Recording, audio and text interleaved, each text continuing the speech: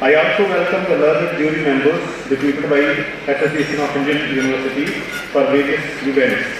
They have worked very hard during the festival to evaluate the performances of participants in different events.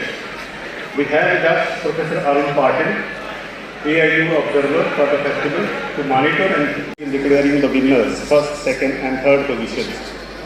I also extend a warm welcome to deans of various faculties of the university, rectors and directors of various off-site campuses, heads of teaching departments, registrar of the university, special welcome to prominent citizens and members of civil society.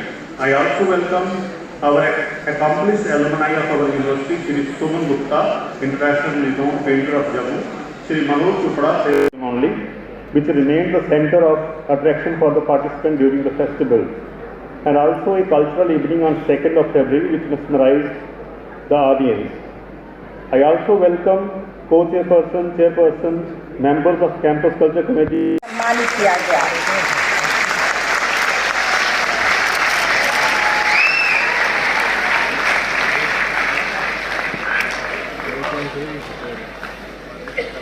Side पे आ जाओ।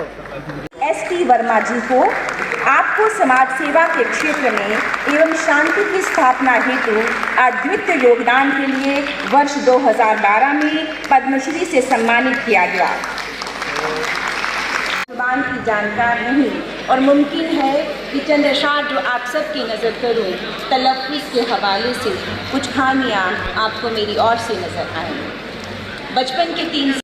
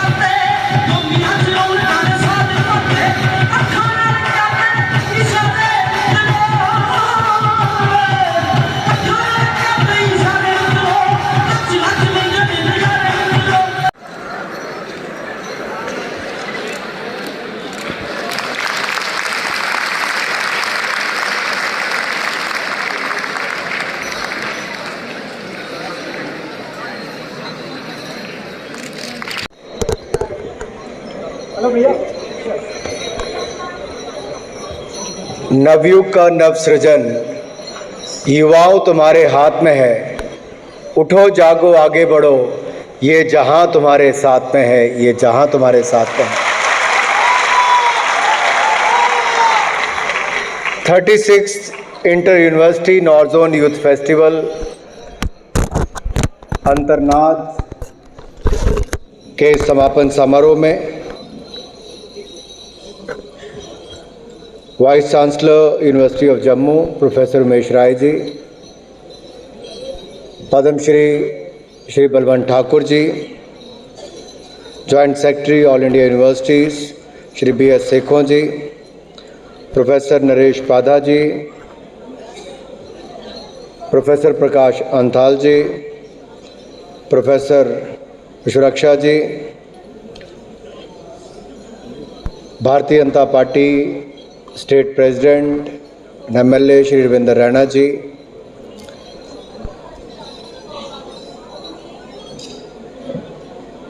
office bearers of Bharatiya Janata Party and Padam Shri awardees present here, faculty members, students.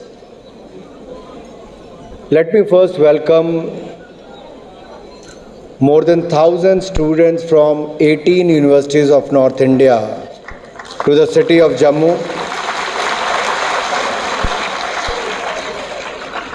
और सबसे पहले तो माता वैष्णो देवी के चरणों में प्रणाम करते हुए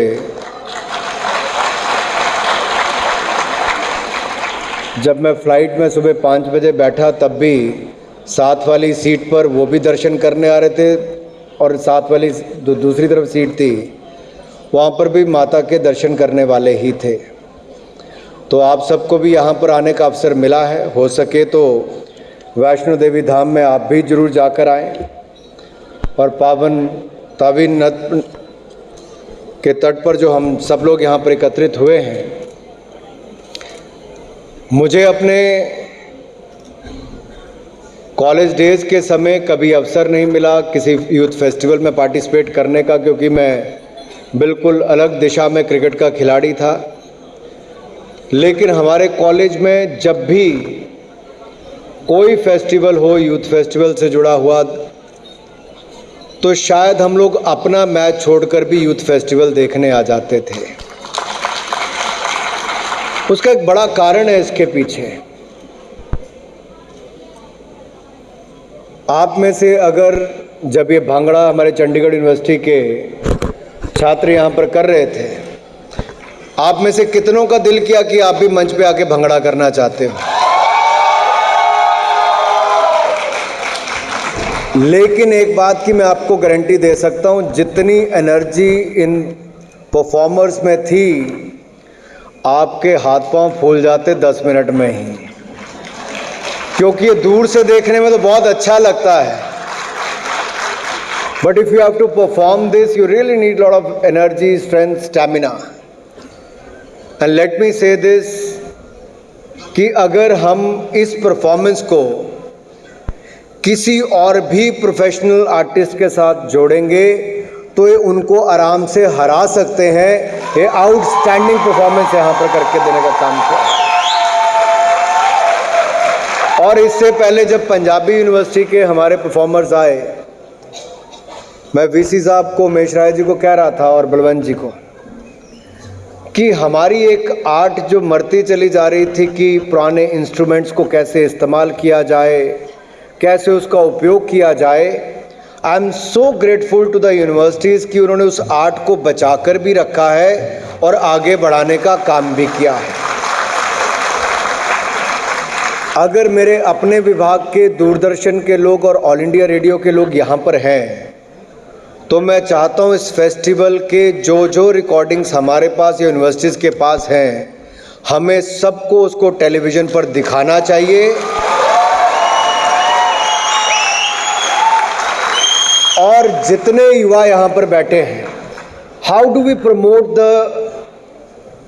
promote our rich culture and heritage through today's mediums? There are various mediums. One is newspaper, which is the print media. Second is television, which is the linear media. Third is the digital platforms, which does not restrict any one of you. So all of you can share it on your Instagrams, Facebook, WhatsApp groups or on the Twitter, and let us share it and expand it. और शायद यही कारण है कि दुनिया का कोई देश भारत के गौरवशाली कला, साहित्य और संगीत का मुकाबला कर ही नहीं सकता। मैं लिखकर कुछ और आया था कि मैं आपको कुछ और भाषण देने वाला हूं, पर मैंने 2 परफॉर्मेंस देखकर ही अपना मन बदल लिया कि मुझे बोलना क्या है। तो जिनको 5 दिन ये सब देखने का अवसर मिलेगा, उनका तो जीवन ही बदल गया होगा, मुझे लगता है, और सोच बदल गई होगी। मेरे पास एक डिपार्टमेंट है youth affairs and sports. Youth affairs में हम देश भर के 80 लाख से ज़्यादा वॉलंटियर्स के साथ काम करते हैं, और कोविड के समय उन्होंने, चाहे मास्क बांटने की बात हो, मास्क बनाने की बात हो, कोविन ऐप, आरोग्य सेतु ऐप की जानकारी देने की बात हो, बहुत काम किया हमारे वॉलंटियर्स ने। क्लीनिनेस ड्राइव में हम लोगों ने पिछले साल 75 लाख किलो प्लास्टिक वेस्ट इकट्ठा करने की बात की थी, 114 लाख किलो प्लास्टिक वेस्ट इकट्ठा किया। मैंने इस बार कहा कि 100 लाख किलो प्लास्टिक वेस्ट इकट्ठा करना है 1 अक्टूबर से 31 अक्टूबर तक। उन्होंने 200 लाख किलो से ज़्यादा प्लास्टिक वेस्ट इकट्ठा किया। ये हमारे यूथ की पावर है कि वो क्या करके दिखा सकता है। मैं जिस विषय पे यहाँ पर आना चाहता था कि टेक्नोलॉजी का उपयोग करके हम इसको बचा कैसे सकते हैं, बढ़ा कैसे सकते हैं। बहुत सारे इंस्ट्रूमेंट का तो मुझे नहीं पता। अब कोई बोल दे चिमटा बजा रहा था, बांसुरी बजा रहा था, ढोलकी बजा रहा था, ये सब तो बोलेंगे, लेकिन मेरे ख्याल से कम 20 इंस्ट्रूमेंट्स वो एक के बाद दूसरा बजाने का काम कर रहे थे। हम सब भी इकट्ठे हो जाएं तब भी उतने इंस्ट्रूमेंट नहीं बजा सकते जितने पंजाबी यूनिवर्सिटी वालों ने अकेले बजाकर दिखाए हैं। यमला जट का नाम सुनिया नहीं सुनिया? और पंजाबी म्यूजिक आज पूरे देश ही नहीं बल्कि दुनिया भर में एक नई पहचान बनाई है। हम डोगरी गानों की बात करते हैं, हिमाचल के पहाड़ी गानों की बात करते हैं। एक पाकिस्तान की सिंगर है मलिका पुखराज, वो डोगरी गाने गाती थी। पाकिस्तान बनने के बाद भी उन्होंने उसको आगे बढ़ाया, लगातार आगे बढ़ाया। और उसमें कहाँ के नाम आते हैं? देहरा के, नूरपुर के, चंबा के, नदौन के, जो पाकिस्तान में कोई जानता नहीं होगा, सब हिमाचल के छोटे छोटे गांव हैं। अभी मुझे वीसी साहब ने एक बसोली पेंटिंग दी तो मैं कह रहा था कि Guler painting, Kangra painting, Chamba painting, Basoli painting, ये उस समय की बात है जब नैनसुख पेंटर, आज यहाँ पे आप में से शायद 2-3 लोग मुश्किल से जानते होंगे, लेकिन नैनसुख पेंटिंग लाखों रुपए की नहीं करोड़ों रुपए की यूरोप में बिकती है। ये अपने आप में हमारी यहाँ की कला। हमने बचाने का काम कितना किया है। Roerich art gallery, Russian great painter, आप कभी मनाली जाएंगे तो मनाली के पास एक छोटा सा गांव है, आपको वहाँ पर नगर में उनका एक म्यूज़ियम देखने को मिलेगा। उनकी पत्नी यहीं से देविका बहुत बड़ी हीरोइन थी भारत की, वो रही। उनका मॉस्को से लेके यहाँ तक उनका म्यूज़ियम है। मैं सब बातें इसलिए टच कर रहा हूँ क्योंकि हमारे पास गौरवशाली इतिहास था, है।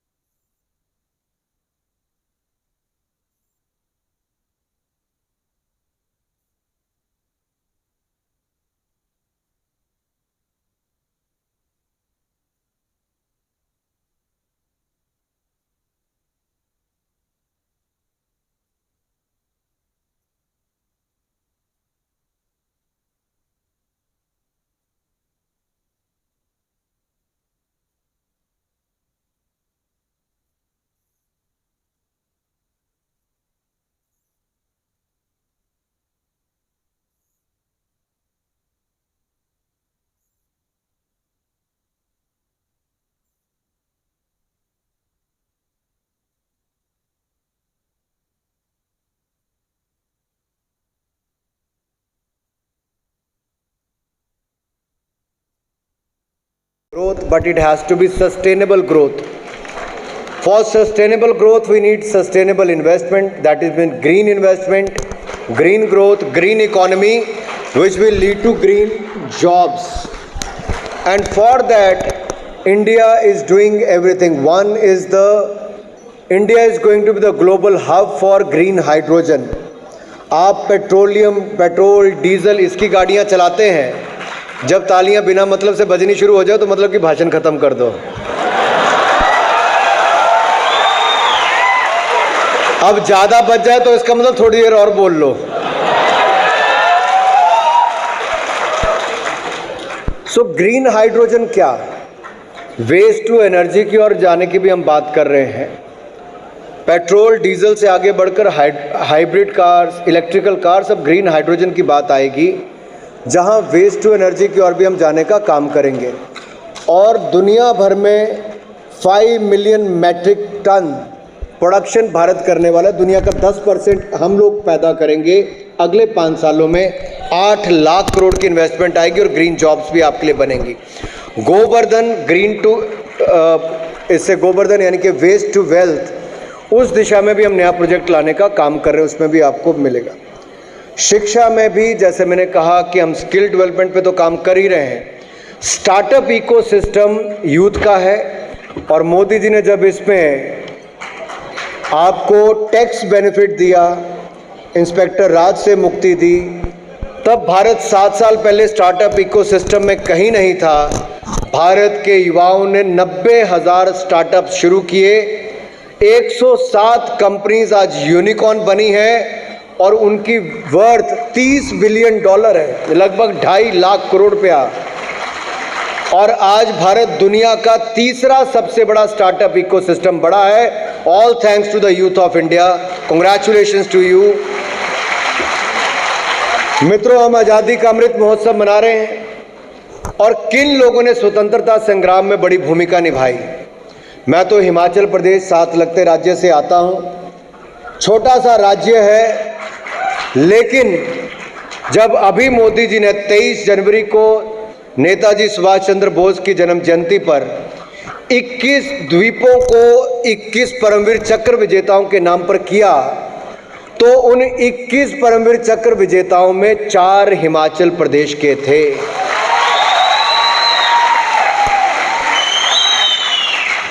हमने सोच बदलने का काम किया। किसने सोचा था तक द्वीप का नाम किसी परमवीर चक्र विजेता के नाम पे, फौजी के नाम पे होगा, करके दिया है। हमारे सामने पद्मश्री बैठे हैं, पद्म अवार्ड विजेता बैठे हैं। आप में से अधिकतर लोगों ने बहुत सारे लोगों का नाम भी नहीं सुना होगा, बहुत सारे लोगों ने अपने जीवन भर में काम कभी अवार्ड लेने के लिए किया भी नहीं होगा, लेकिन सरकार ऐसी आई कि जिसने गांव में दूर दराज क्षेत्र में रहने वाले लोगों की प्रतिभा को पहचाना भी, देश के प्रति उनके योगदान को जाना भी और पद्म अवार्ड देने का काम भी किया है। तो इन महान विभूतियों को देने का काम किया। मैं बहुत बहुत बधाई और बहुत बहुत शुभकामनाएं आपको भी देना चाहता हूं। मित्रों, यहाँ की मैं अगर डेवलपमेंट की बात करूंगा तो बहुत लंबा समय लगेगा। मुझे 7 बजे तक ऊना हिमाचल प्रदेश पहुँच के अगले प्रोग्राम में पहुँचना है। मेरा आज का 5वां प्रोग्राम सुबह 9 बजे से लेकर अब तक के 5वां प्रोग्राम है। मैं केवल इतना ही कहूँगा, जब आप वापस जाएं तो कोई एक क्षेत्र जरूर चुनें।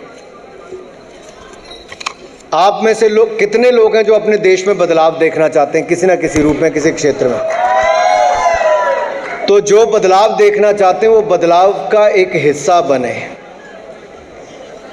Because the charity begins at home. हमें अपने से शुरू करना होगा।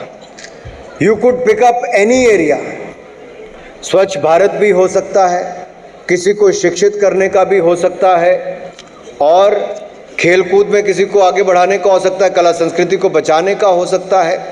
डिपेंड करता है आप कौन से क्षेत्र में अपना योगदान देना चाहते हो, कौन से क्षेत्र में बदलाव देखना चाहते हो।